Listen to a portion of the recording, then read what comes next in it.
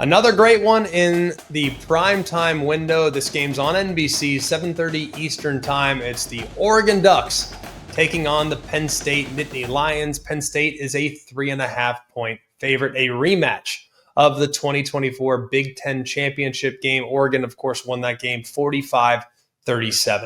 The matchup will be held under the iconic and intimidating conditions of a whiteout. Welcome back, big game whiteout. No disrespect to the games that are played earlier in the day. I love the whiteout. I love it. I think it's one of the best environments. So I'm happy that Penn State gets to host this game at night. It's a fantastic opportunity. I know they've been frustrated with some of their whiteout opponents in recent years. That's not the case this year. This will be massive. You got game day from there. You got a lot of excitement in there.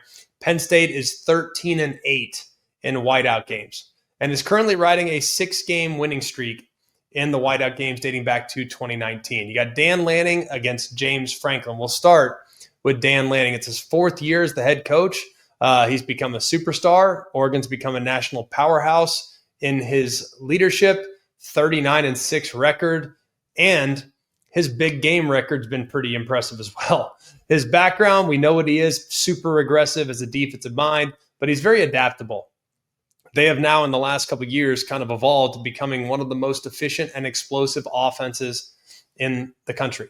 He is 10-6 against AP top 25 opponents. That's a pretty good clip for a guy that hasn't been doing it very long. James Franklin on the other side, this is his 12th year at Penn State, his 15th overall season as the head coach. Really impressive winning percentage in his career, nearly 70% winning percentage. He's guided the program to 7 top 12 finishes in the final college football playoff rankings. He's also got 4 wins in New Year's 6 bowl games.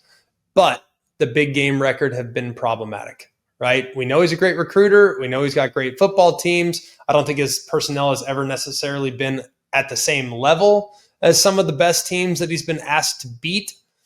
But the record against top 25 teams is troubling. He's just 17-26 against AP top 25 teams. But it's even worse when you look at his performance against top 10 teams. He's just 3-17 and just 1-13 against top 5 teams. This matchup is against Oregon, of course, one of the best teams in college football. Love the quarterback matchup here. We'll start with Dante Moore. He's on the road.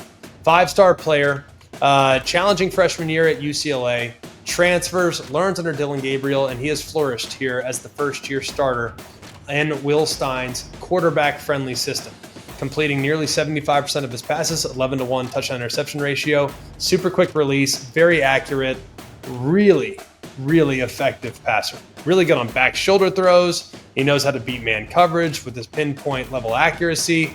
Not really a great run threat, but he's a capable scrambler to kind of keep plays alive.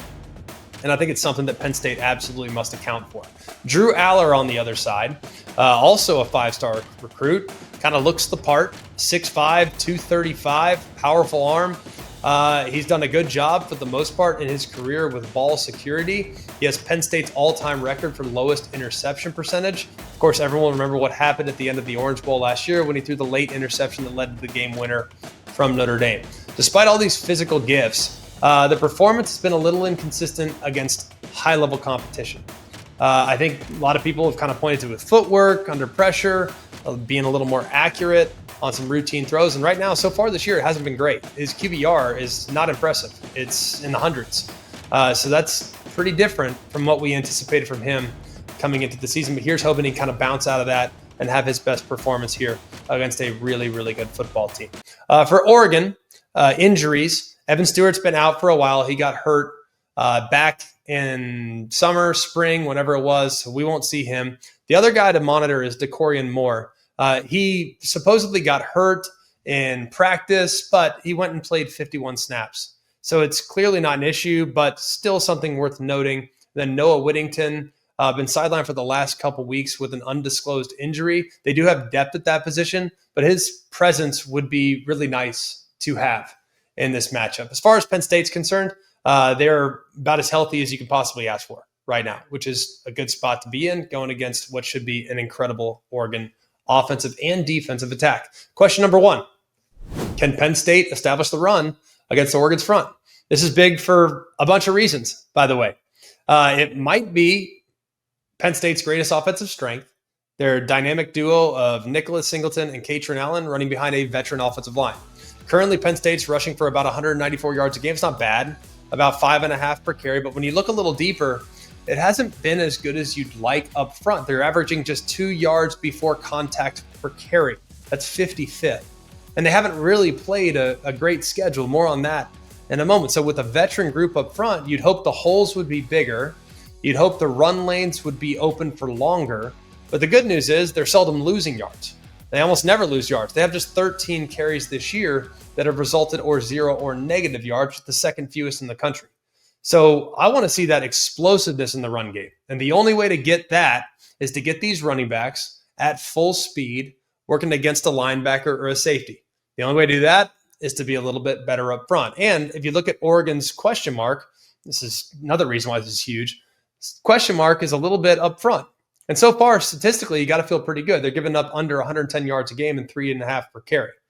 This is a bit of a rebuilt defensive line, super talented. They do replace some quality draft picks from last year. So they've kind of been building everything around their superstar defensive end, Mateo Uiagalelei. But I think this group has yet to see a rushing attack that is this capable in Penn State. Lastly, why they need to control the line of scrimmage and run the football, it controls the pace of the game. We know Oregon wants to play with some urgency. We know they want to keep their offense in rhythm. We know they want to manufacture explosives. So if Penn State can run the football and kind of grind the clock, it would be helpful not just for their offense, but also for their defense as well. Question number 2, can Oregon continue to manufacture explosive plays? This offense is electric. It's so efficient. It's so fun to watch. They have everything that you could possibly ask for. They got speed, they got versatility, they got creativity from a play calling standpoint. They're a top 10 unit in pretty much every single significant offensive category. They are number 3 in yards per play. Their explosiveness is off the charts. They have 28 explosive runs this year. That's 16th in the country. They have 20 explosive passes this year, which is top 10. And by the way, we define explosive runs by 10 yards or more. We define passes by 20 yards or more. So they're top 10 in passing, top 16 in rushing when it comes to creating explosiveness. And it starts on the ground. They have super dynamic running backs like Jaden Lamar, De'Aaron Hill, Noah Whittington. These guys all have a ton of juice. Lamar can really make you miss. Hill and Whittington are averaging over 11 yards per carry. Then you have the matchup in the secondary. The matchup between Decoria Moore and Penn State's A.J. Harris might be one of the best matchups of the entire weekend. Decoria Moore is about as well-rounded as you can possibly find at wide receiver. He can be a deep threat, but he also has a lot of catch and run ability that can kind of make you miss. Malik Benson is kind of rounded into becoming a really solid number 2 wide receiver. You always have the super dependable Gary Bryant, who's going to be steady as well. And then you have the matchup nightmare of Kenyon Sadiq, who does have a couple drops, but when you get him the ball, he's very difficult to get to the ground. Question number 3, can Penn State generate pressure against an elite offensive line? This Oregon offensive line has been amazing. They've given up just 1 sack this year. You got Isaiah World, the transfer at left tackle, Harkey at right tackle. They're going to have their hands full, though, against a really good pass rush. By far, the best they've seen this year. Now, I've liked what I've seen so far from the defensive line of Penn State. We all know Denai Dennis Sutton, but they've had some other guys emerge. Zariah Fisher, Chaz Coleman. They're very disruptive pieces. Zane Durant as well. This is a deep and very talented group along the defensive line for Penn State. Question 4, how much have Penn State's wide receivers improved? That was the problem last year, wasn't it? It was a group that would kind of disappear in big games. I mean, most notably against Notre Dame in the Orange Bowl. I think they had like 1 catch in the Orange Bowl within their wide receiver core. Well, now it's their turn. It's games like this that they need to step to the forefront and make some big plays. You got Kyron Hudson, who's been very solid. You got the deep threat in Devontae Ross. Probably need to get him a few more looks. Trevor Pena has been super productive throughout his career, and I love Luke Reynolds at tight end. He could have a big opportunity in this game to create some advantages for this passing attack. And if they can win some one-on-ones against Oregon's defensive backs, that would be huge. Because I think if I'm Oregon, I'm completely selling out against the run. I'm going to make Drew Aller and these wide receivers beat me. Question number 5.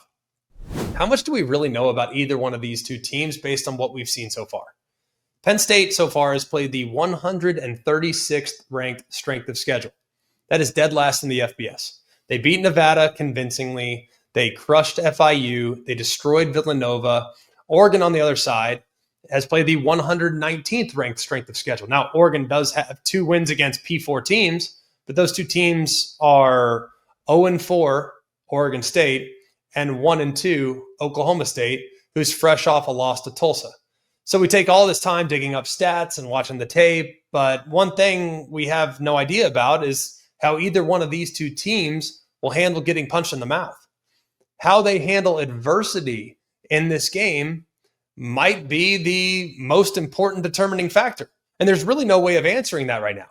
And I think it is a huge part of this game because there is going to be adversity. These 2 teams are too good for there not to be adversity. Even for the team that wins, they're going to have to go through a bit of a grind to get there. So in the event in which there's adversity, which team handles it better?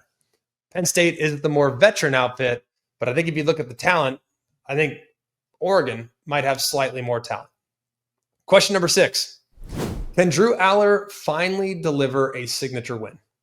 Like last year, he played against 5 teams in the Power 4 that were ranked in the college football playoff rankings, including the 3 games he played in the playoff. All right, he was 2-3 in those games. And I'm basically removing the Boise State game because that was a matchup that was so heavily skewed in favor of Penn State. In those games, he was 72 of 125. That's 56% or 57% completion. He threw 3 touchdowns against 4 interceptions. He took 8 sacks, and his raw QBR in those games was 44.9. So I look at Drew Aller and the performance in big matchups against top-tier competition. It has not always been stellar. This might be the opportunity. This might be the moment. And I think for him, it would solidify him as one of the better players in the country at his position, because right now there are question marks and there are some doubts, according to people that have not just watched him this year, but watched him last year and even the year before. The pick in this game is a very tough one. I've gone back and forth. I've struggled with it. I could see both teams winning this game. I'm taking Penn State. And I've told you for a while now, I think Oregon is one of the top 3 teams in the country. I still believe that. However, when I watch Penn State, it has felt like they've been going through the motions. And I think this is the game when it all comes together. I think they will have an edge in some cases from a physicality standpoint. I think they have enough to get it done at home in front of a frenzied whiteout crowd.